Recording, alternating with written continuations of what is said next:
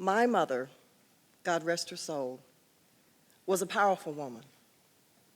Now that I can no longer enjoy her physical presence, I find that I'm appreciating her and getting to know her at a whole different level.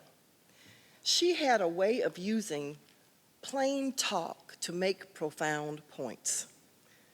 I'll never forget how she changed my whole personality with one statement.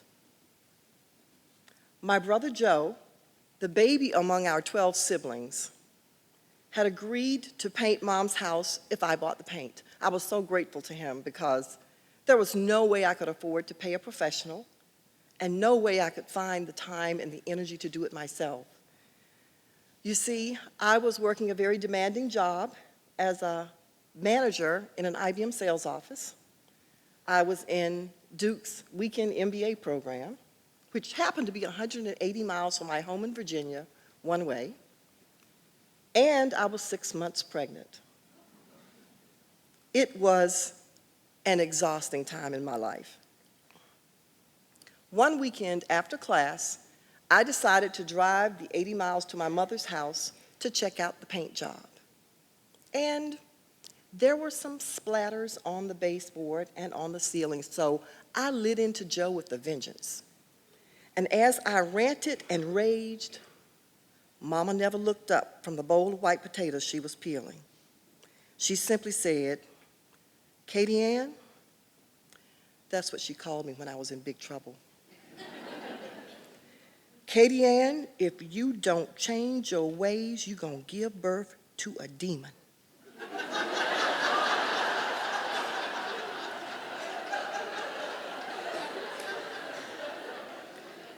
That stunned me. Fortunately for Joe, long enough for him to escape. I had to think about what she just said. Was she calling me a devil?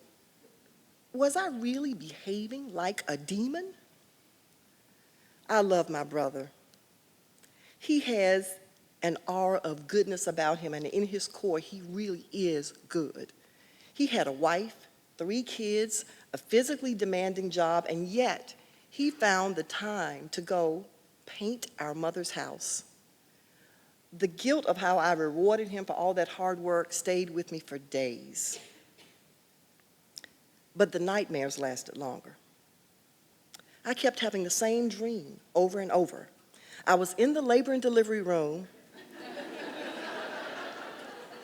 I don't remember the labor pains. That wasn't the scary part of my nightmare. What frightened me to death was watching my stomach begin to bubble and boil like a cat inside of a plastic bag. And then, poof, out popped this little red thing with horns and a forked tail and a pitchfork. That recurring nightmare terrified me so much that I was afraid to lose my temper over anything. Even my then husband noticed the change. He said, "You know, ever since you've been pregnant, you've been so sweet." I dared not share with him what Mama said or my recurring nightmare. When Maggie was born, she was the most congenial, even-tempered, happy baby you could imagine. Whew, huge sigh of relief. I could even take her to a Chamber of Commerce dinner with no problems. So I say to my mother, "Mama, I'm so glad I listened to you." But sometimes her words came to me in spirit and not in language. I remember sitting on the left side of the sanctuary at her homegoing ceremony with 125 of her direct descendants. And I was thinking about how much I wish she was still with us. I was thinking that it didn't have to be her under that spray of flowers just because she was the oldest person in the room. It could have been any one of us, because death comes to old and young alike. It could have been my brother to my left, or it could have been my sister to my right, or it could have been Maggie. That thought took my breath away. How would I feel if my then 14-year-old daughter was the one under that spray of flowers, my baby. My first thought, of course, would be that I would take her place in a New York minute. But if that wasn't an option, if I could not give her life for the second time, I would only care about 4 things. And those things had nothing to do with the sources of tension in our relationship. I wouldn't care whether she cleaned her room, as long as I knew that she knew how. I wouldn't care how much makeup she wore, or those creative outfits she put together. I wouldn't care if she made an A in algebra. None of that would matter to me at that moment. I would only care about these things. Did she have joy in her life? Was she excited about her future? Did she know that she was loved? And did she know that she was the best thing I had ever done? That revelation was like cool water flowing all over me.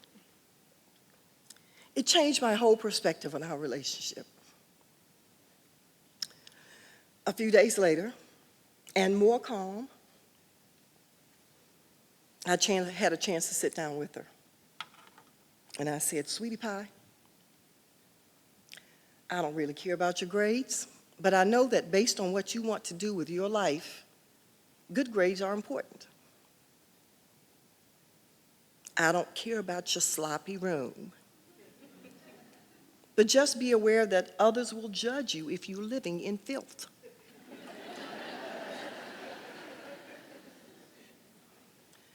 I don't care about the makeup or your weird outfits. I just think your natural face and persona are gorgeous.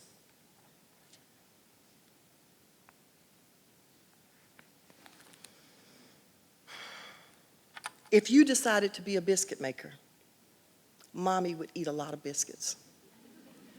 My love for you is not contingent upon any of those things. I'm happy just watching you sleep.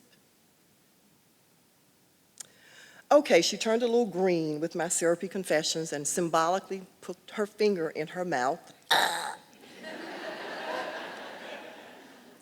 That day, that conversation has changed our relationship.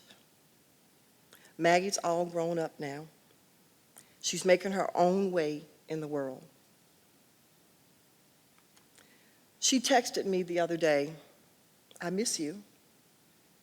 And just last week, she called me and said, "Hey, Mom, I just wanted to hear your voice." I adore the relationship that I now have with my daughter. I consider it another gift from my mother. So once again, I say, thank you, Mom.